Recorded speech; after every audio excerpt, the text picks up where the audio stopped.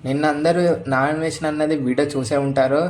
ఏందంటే భయ్యా సన్నీ యాదవ్ మీద కేస్ ఫైల్ అయింది. అతని గురించి ఇప్పుడు అందరు పోలీసు వాళ్ళు సెర్చ్ చేస్తుర్రు అరెస్ట్ చేయనీకి. ఆల్రెడీ నాని లోకల్‌నైతే అరెస్ట్ చేసేసారు. సో, ఇదంతా ఏం జరుగుతుందంటే కిల్ బెట్టింగ్ అయితే స్టార్ట్ చేశారు వీళ్ళంతా. ఇప్పుడు మన చాలామంది యూట్యూబర్సే గానీ, బిగ్ బాస్ వాళ్ళే గానీ, సీరియల్ వాళ్ళే గానీ, చాలామంది ఇన్‌ఫ్లుయెన్సర్స్ కూడా చాలా బెట్టింగ్ యాప్స్ అయితే ప్రమోట్ చేశారు. అందులో మన ప్రతి వెబ్ సిరీస్ మన తెలుగులో ఏదొచ్చినా ఫస్ట్ అయితే ఒకటి బెట్టింగ్ యాప్ ప్రమోట్ అయితే చేస్తారు వాళ్ళు. ఒక 30 సెకండ్‌లో అది ఉంటది వాళ్ళ వెబ్ సిరీస్‌ల. సో, ఇలా అనుకుంటే మన తెలిసిన వాళ్ళు చాలామంది కూడా ఈళ్ళైతే ప్రాబ్లమ్‌లో అయితే చిక్కుకోవచ్చు వాళ్ళు గూడా. కానీ మరీ అంత ప్రాబ్లమ్ కాకపోవచ్చు. ఎందుకంటే వీళ్ళందరూ యాడ్స్ చేస్తుంటారు వాళ్ళకి. ఇప్పుడు ఏదైనా కంపెనీ వచ్చి వీళ్ళ దగ్గర మాకిట్లా ప్రమోషన్ చేయమంటే వీళ్ళు దాని మీద వీడియో చేసి వదిలేస్తారు. వీళ్ళు దాన్నే పట్టుకొని కూర్చోరు. అందుకే వీళ్ళ మీద అంతగానం యాక్షన్ తీసుకోబోవుండొచ్చు.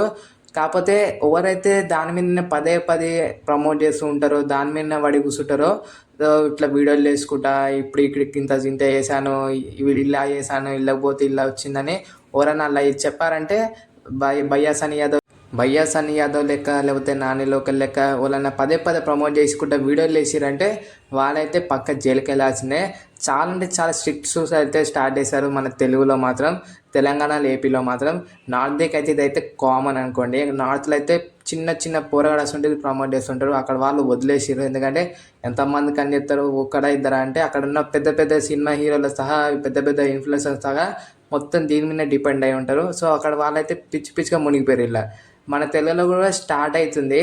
వాళ్ళ తెలుగులో మన సౌత్ది కూడా అటాక్ చేయడానికి వస్తుంటే మన పోలీస్ వాళ్ళే కానీ, మన అదేంటి యూట్యూబర్స్ నామినేషన్ ఇంకా రా టాక్స్ అన్న చాలామంది దీనికైతే సపోర్ట్ చేస్తారు కిల్ బెట్టింగ్ అని. వీళ్ళందరూ వీటి మీద రియాక్ట్ అవుతారు. కానీ నాకు ఒకటి అనిపిస్తుంది ఏంటంటే, మీకు కూడా ఇలా అనిపిస్తే కామెంట్ అయితే చేయండి. వీళ్ళందరూ వ్యూస్ కోసమే ఇవన్నీ చేస్తున్నట్టు నాకైతే అనిపిస్తుంది. అఫ్కోర్స్ ఇది ఒక పెద్ద మంచి పనే, చాలా బెస్ట్ థింగ్ అని చెప్పుకోవచ్చు. కాకపోతే ఇప్పుడు రీసెంట్గా ఏపీలో చూసుకుంటే ఒక రేప్ కేసు అయింది. ఒక చిన్న అమ్మాయి వాళ్ళ అమ్మమ్మ బయటికి వెళ్ళిందంట మేకల్ని బయట వదిలేయనీకి.